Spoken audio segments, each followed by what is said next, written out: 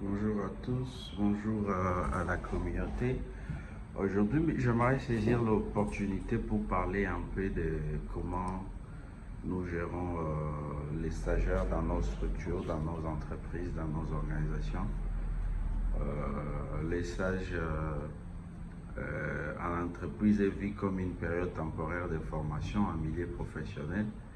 Et au cours de ces derniers, il y a beaucoup d'abus, il y a beaucoup de maltraitance et il y a beaucoup de comportements inappropriés.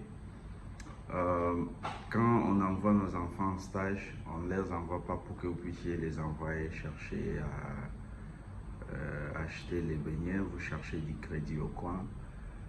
On les renvoie pour qu'ils apprennent. Si de manière spécifique, ils n'ont pas appris ce qu'ils ont expérimenté, ils n'ont pas expérimenté ce qu'ils ont appris à l'école ou à l'université, ça ne servirait à rien.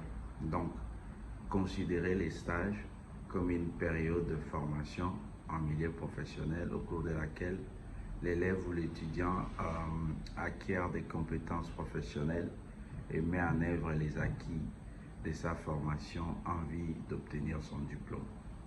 Pourquoi les gens doivent être formés ou doivent être appelés à exercer ce qu'ils ont appris à l'université? En d'autres termes, vous qui les accueillez en stage, vous êtes leur maître. Alors le maître des stages doit mettre en place une gestion sur mesure qui tient compte du fait que les stagiaires est avant tout là pour se former. Il est donc nécessaire de concilier entre les rôles de manager et les rôles de professeur, ce qui suppose de connaître quelques bonnes pratiques. Donc, pour conseil, je dirais, je donnerai quelques conseils pour bien gérer les stagiaires qui ne sont pas des conseils exhaustifs et qui ne sont pas tout à fait exclusifs. Donc, lorsque vous avez un apprenti en stage ou en tant que maître des stages, vous devez montrer qu'il est attendu et il est désiré dans l'équipe. Donc, il doit vraiment être partie intégrante de votre équipe. Vous l'intégrez pleinement et les prouver qu'il est désiré. Alors, vous donnez les tâches qui sont gratifiantes et spécifiques. Parce que, comme je l'ai dit tantôt, parfois on envoie, va acheter les beignets, va faire ceci, cela qui ne cadre pas avec son apprentissage ou les liens avec sa profession ou la carrière que la personne peut viser. Prenez conscience qu'il est débutant ou débutante, associez-les aux réussites collectives, soyez exigeants sans mettre la pression et consacrez-lui du temps. Vous ne pouvez pas donner à un stagiaire un travail et vous voulez les résultats immédiatement. Il faut aussi donner un timeline, ça veut dire une période.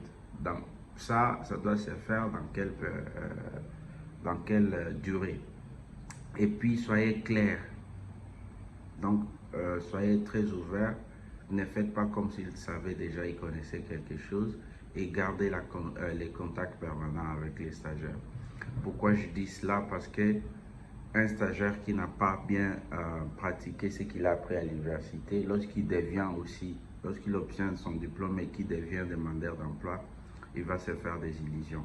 Exemple, les gens qui vous disent branchez-moi ou cherchez-moi du boulot, alors qu'ils savent que même les employeurs ont des membres de famille qui sont au chômage parce qu'ils n'ont pas le monopole ou l'autorité de prendre l'emploi, les mettre à poche, se promener avec et donner à ceux qui en cherchent. Donc, il y a toute une procédure, un besoin, une demande, un processus jusqu'à arriver à un résultat. Donc, si un stagiaire qui doit travailler dans les finances pense qu'un comptable peut prendre l'argent de l'organisation de l'entreprise et mettre dans sa poche, c'est erroné.